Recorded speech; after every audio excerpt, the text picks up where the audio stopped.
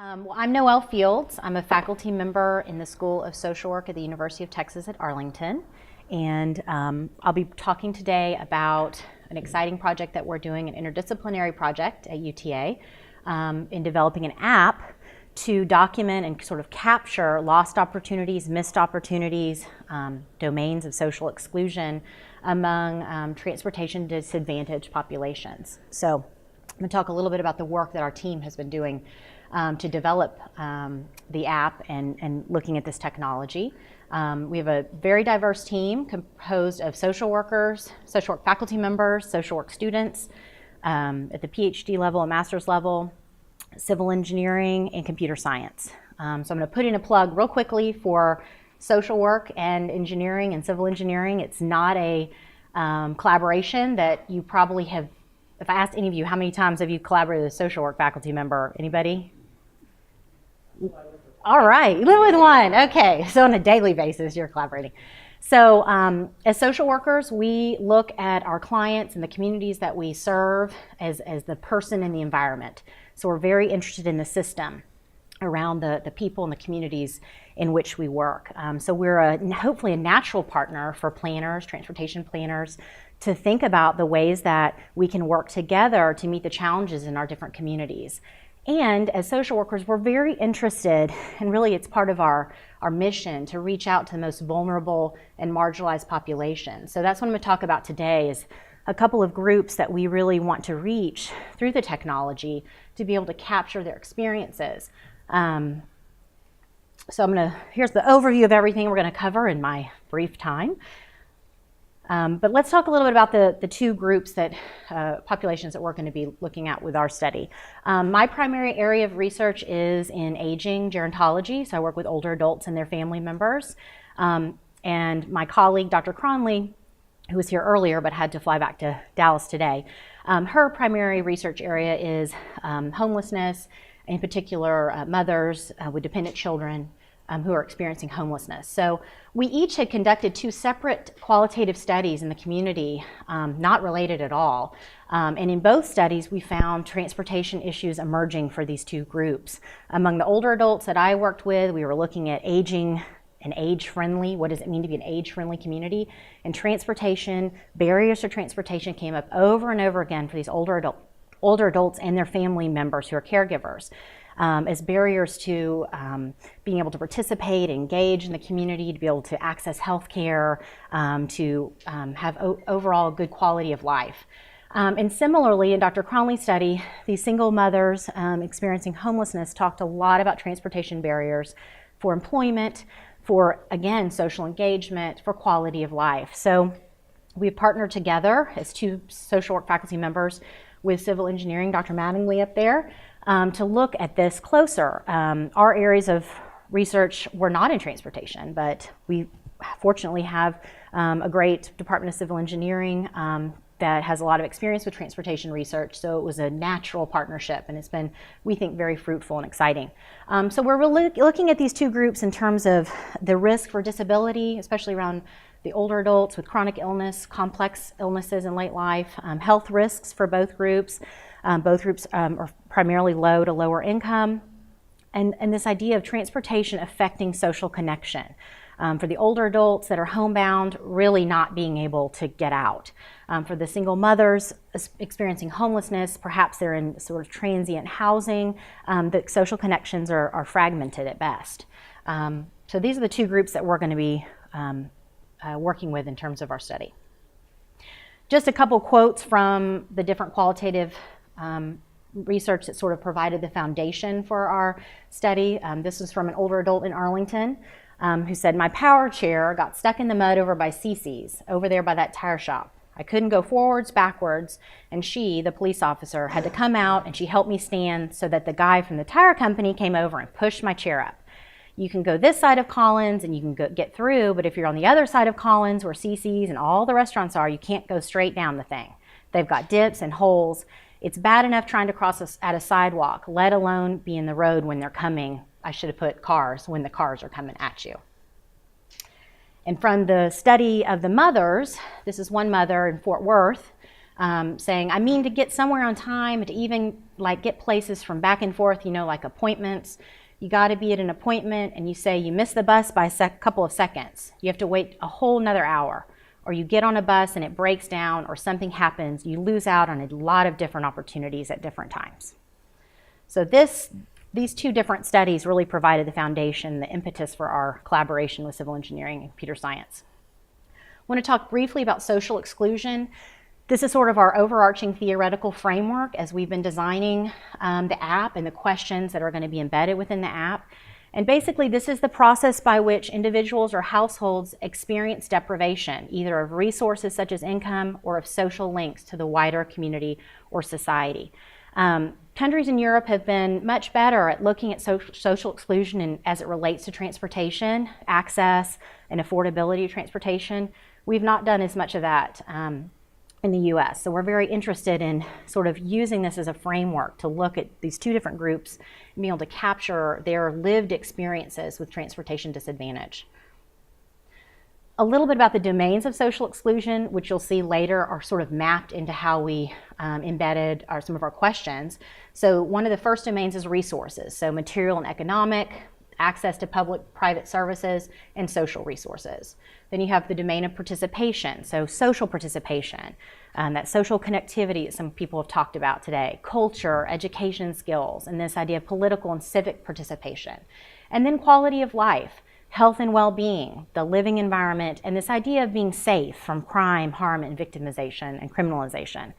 These are the domains of social exclusion that have been sort of the overarching framework for our study. In terms of research gaps, what we know is that traditional diary data collection methods may not fully capture the lived experiences of individuals who are underengaged in typical peak work commuting hours and also EJ populations. They're not capturing the voices of these folks. If we're talking about livable communities, I would ask, for whom is this livable community? Is it for everybody? And so our study is really about those folks that are not they're not being reached. And so these individuals are underrepresented in traditional transportation planning models, and this has a negative consequence on these folks' level of social engagement, participation in society, in their communities, their quality of life, and also their social mobility. A little bit about the study context. Here's a photo of a view in Arlington. We are I think we're the largest metropolitan or city that does not have public transit. This is actually a photo of right near the area where the gentleman, I had the quote about being stuck in the mud by Cece's.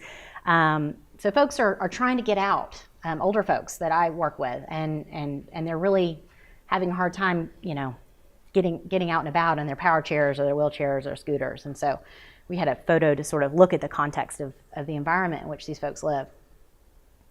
So our objectives are to utilize more of an ecological approach, a longitudinal design to collect data from low income or lower income transportation disadvantaged older adults and also mothers experiencing homelessness.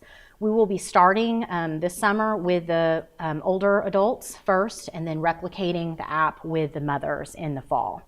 So we're hoping to launch the data collection probably in July.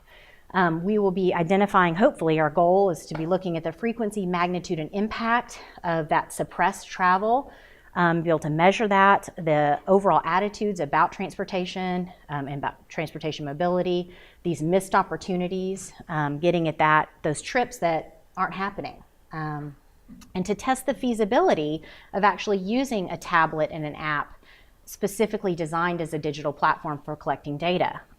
With older adults, there has been some research about using tablets, but this is definitely an innovative approach to collecting this kind of data with this particular population that we're starting with in July. So our app is named MyAmble. We are going to be using tablets. We're going to be creating, or we have created, an interactive app structure, which sort of has more of a dynamic interview concept. We'll be using open-ended questions to collect data, also voice recognition, and there'll be keyboard features. We figure a lot of the older adults will probably like to use the voice recognition.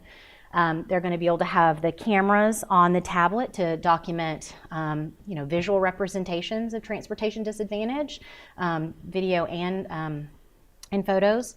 We believe that, and we hope that this method is going to increase participation and the data quality, and it's going to consider all travel modes and activities. A few of the features that we'll talk about are the daily trip planner, the travel history, the travel buddy, and the challenge logger. So let's start with the daily trip planner, and good, you can see the screenshots pretty well. Daily trip planner, there's both a morning and an evening kind of review. So you'll see here on the left, they can choose to click daily trip planner. Do they have a plan for today? We also will be asking them, did they complete any emergency or unplanned trips since their last login? So they click yes, I have a plan for today. And there'll be several icons listed, which we've chosen, strategically, to kind of capture the different domains.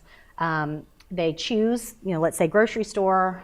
What's their destination? They'll tell us it's the Kroger at the corner of blah blah blah, or they can use GPS to help us. If they're not exactly sure the address.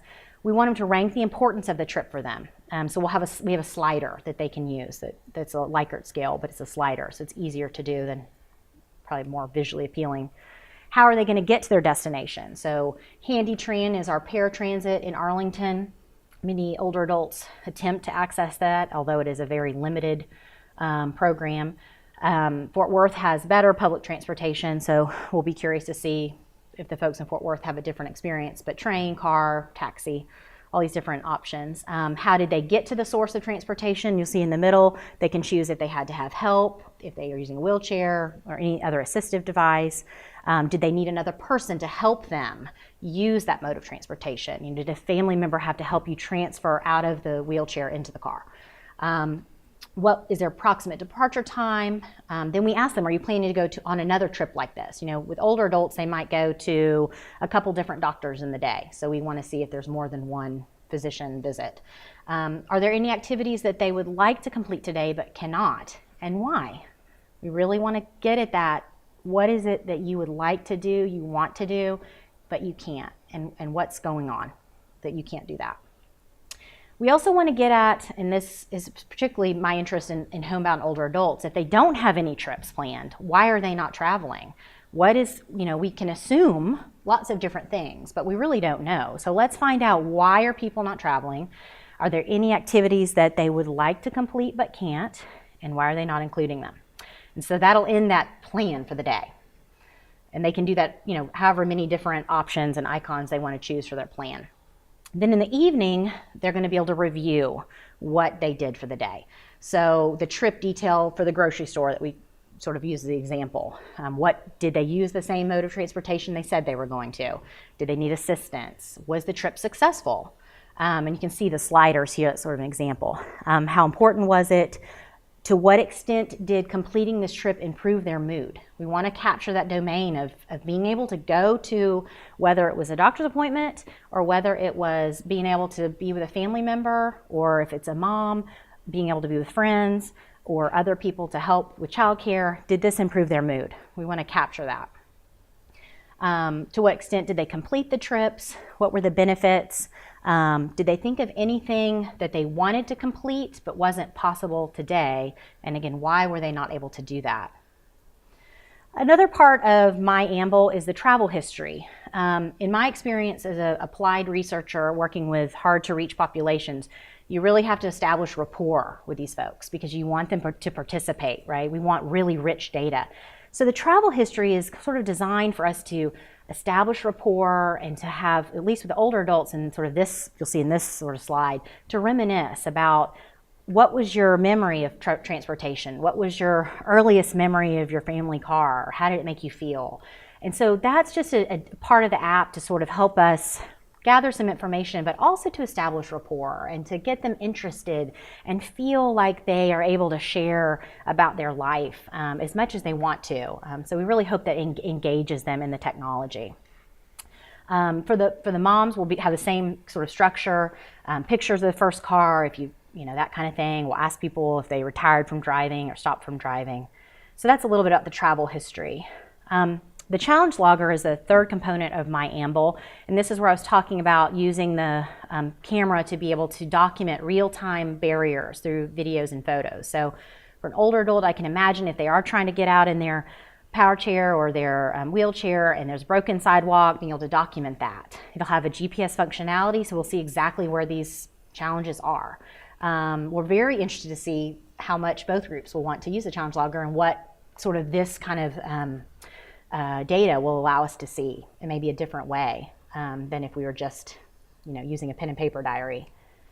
And then the last part that's pretty, we think, very innovative and probably the most dynamic of our different features of the app is the Travel Buddy. So this is a set of interview questions that will be sent to the participants via sort of text messaging through the app. We have a large team of social work students who are going to be divided into teams, and they'll each be assigned an older adult. And so they will be messaging back and forth in sort of an ongoing interview style. And they're eliciting information across those three domains of social exclusion. So these questions will be sent about a couple times a week, and it'll just be up to the participant how much they want to share. So some questions they may talk about for a whole day, and maybe some people won't talk that much at all, but we just don't know. So our questions are divided by those domains. In terms of resources, tell me about your day-to-day life. How do you get out of the house to get your basic needs met? How do you get out of the house to get the services that you need? We want to look at that domain of resources. Participation, how do you get out of the house to see family and friends? How do you get out of the house to be socially involved or politically engaged? And then quality of life. How does your access to transportation affect your overall quality of life? How safe do you feel leaving your house or traveling around your community? And you can see why having rapport with these participants is going to be so important, because we want in-depth dialogue with these folks. We want them to tell us about how globally, not just their day-to-day, but how in their global life, transportation disadvantage impacts them. In terms of implications for the study, we would like to expand, eventually this methodology to other EJ populations. We're starting with the older adults. We're going to then move to the mothers in the fall. And we hope that this data will be helpful for transportation planning. We really want to look at strengthening services to these hard-to-reach, vulnerable populations, EJ populations, to make our communities livable for everyone. And helping sort of develop and push forward a research roadmap about technology and how to innovatively capture data, moving kind of beyond maybe what we've always done.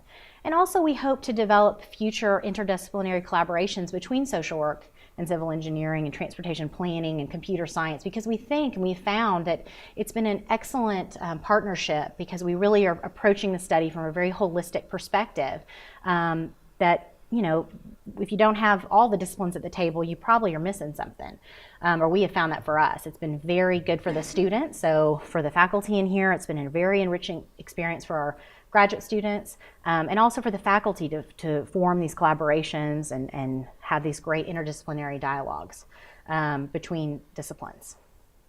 And I know we're saving questions to the end, so thank you.